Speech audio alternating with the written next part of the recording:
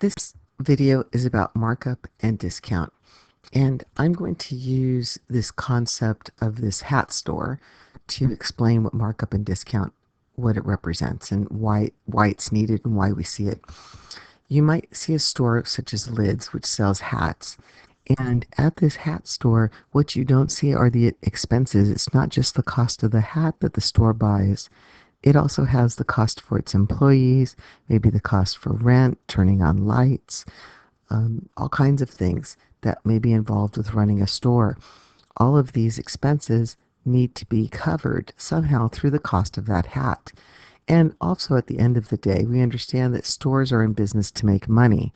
So stores will buy something like a hat from one vendor, then they will mark it up so that they can sell it to someone else so that they can not only cover their expenses but also make money. We also see stores that offer discounts on items. So what happens is that they're going to give you a percentage off, but they're still going to be able to make a certain percent on the item. So that's something to think about. Let's take a look at some definitions though first. First of all, we know that the store cost, or what we call the wholesale cost, is what a store pays for an item. The selling price, or the retail price of an item, is what the consumer, you and me, pays for the item. So when we walk into a store, that is considered what we see on the items, the retail price of something. Now, what we don't see is this idea behind the scenes called the markup.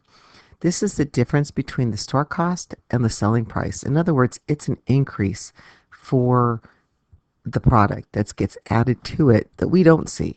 So they buy it at wholesale, or the store cost, and then they add a percent markup onto it, which will increase the price, and that's where markup comes from. And then discount is the amount of price decrease when an item goes on sale. So we get a percent decrease. Sometimes you see a sale for 40% off, things like that. So we're going to take a look at two questions of each, two for markup and two for discount. So a store is selling caps, and they can buy a baseball cap for $6 and need to put a 75% markup on the item to make a profit. How much is the markup? What is the total price?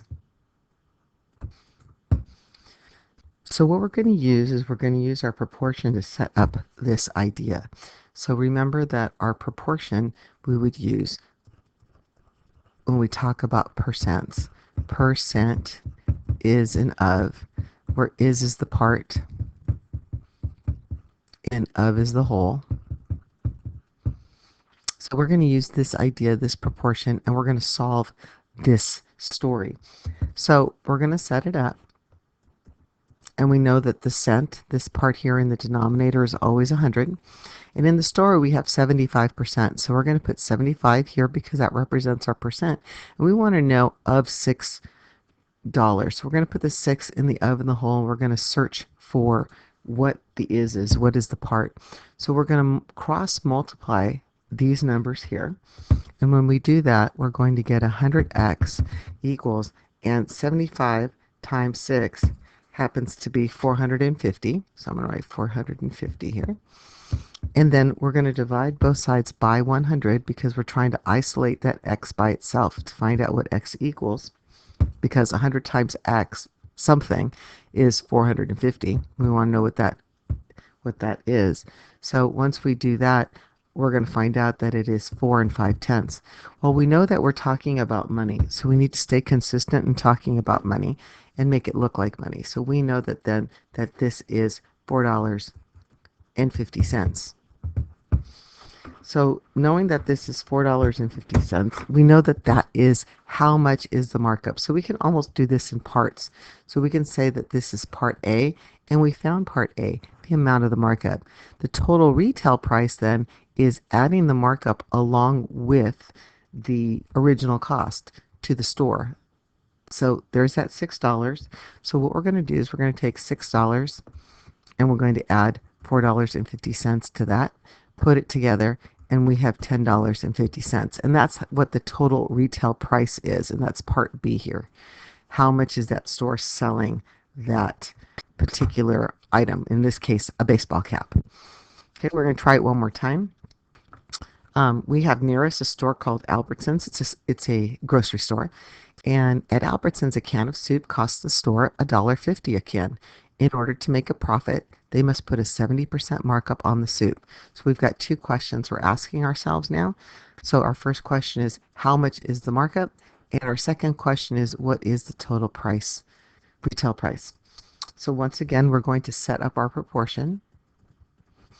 And we know that we're looking at, in our story here, we have 70% markup, and our price, or that the store is buying it at, our store cost is going to be $1.50. So in our proportion, we know 100 goes in the denominator. We're going to put $1.50 in the whole part. We're looking for the part, and it's 70%. This will be our setup. We're then going to cross multiply. So we will get 100x equals, and then we're going to multiply 70 times $1.50, or 1.50, and we're going to get 105. We're then going to divide both sides by 100. And once we do that, we're going to get 1 5/100. Now again, we're talking about money, right?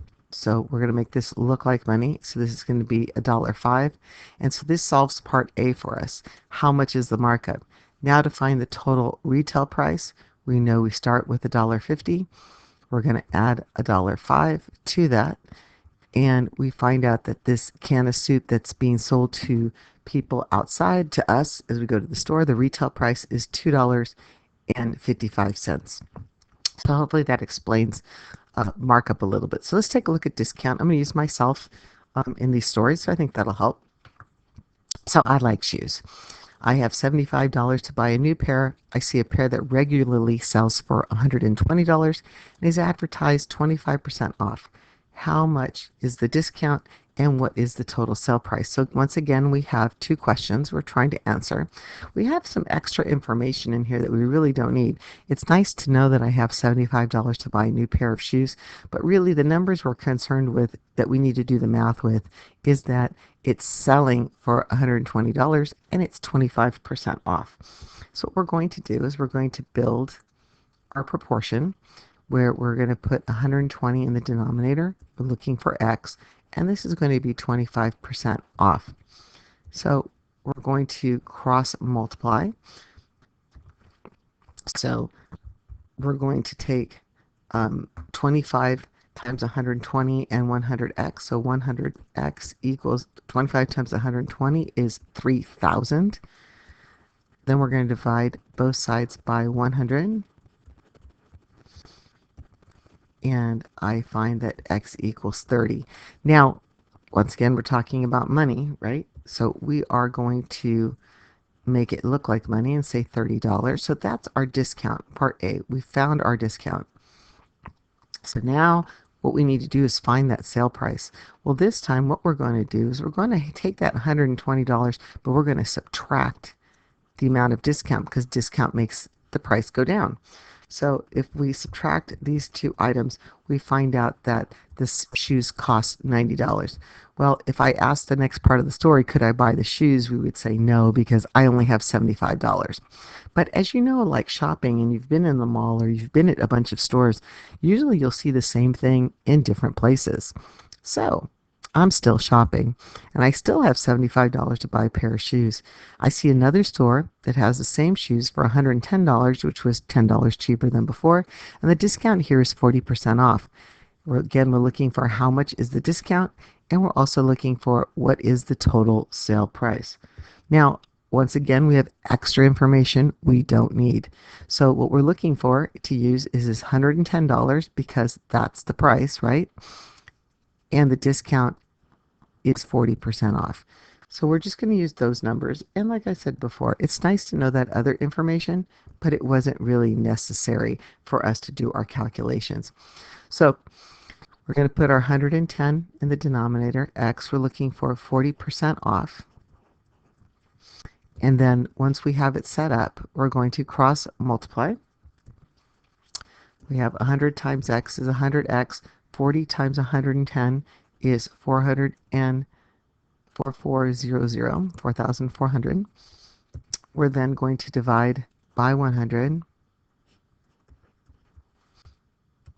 and then we find out that we have 44. And again, we want it to look like money, so we're going to say $44. Okay, that is our part A.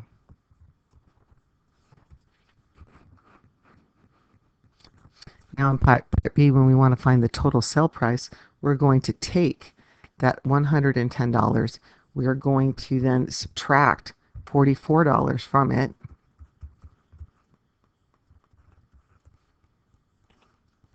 and we're going to find out that our answer is $66. If the next part was, can I afford the shoes? Now we can, because I have $75 to buy the shoes. So hopefully these few examples and my explanation helps explain markup and discount a little bit more for you.